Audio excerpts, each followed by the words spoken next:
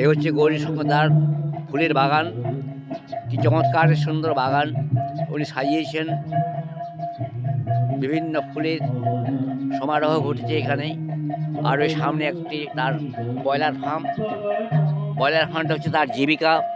ওই নিয়ে তিনি ইনকাম করেন। সামনে একটা বিশাল টাওয়ার। টাওয়ারটাও তিনি গভর্নমেন্টের কোনো কোম্পানির আন্ডারে করেছেন। এই হচ্ছে তার জীবনের চলার ছন্দ। এদিকে আছে তার সবজি বাগান, এই লঙ্কা গাছ, আর ওই পাশে হচ্ছে তার পালং গাছ, আর এধারে তার হচ্ছে ধনে শাক, আর এই পাশে হচ্ছে তার মূলো শাক। হ্যাঁ, সব কিছু মিলেমিশে যে সুন্দর। এটা হচ্ছে তার পেঁপা গাছ। দেখুন, একটা পেঁপা গাছেতে পেঁপা ধরে রয়েছে। কি সুন্দর তার পরিবেশ।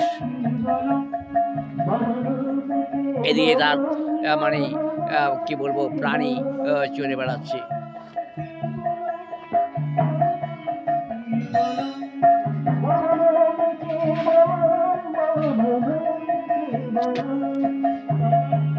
সুন্দর পরিবেশে তিনি জীবনযাপন করেন। বাস্তবে প্রত্যেকটি আনন্দমার্গীর এরকম সুষ্ঠু পরিবেশ হওয়া দরকার।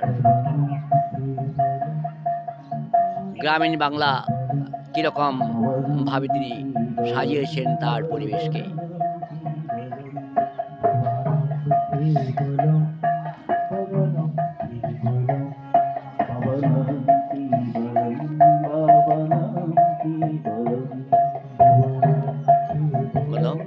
ভবনম কেবলম, ভবনম কেবলম, ভবনম কেবলম, ভবনম। এই হচ্ছে তার কুকুর, চলে এলো প্রভুভক্ত কুকুর।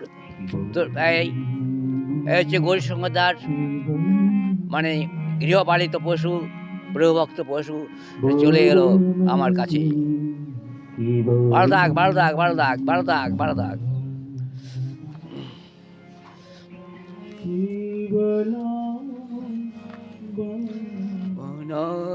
কি নাম তোর বল? বনম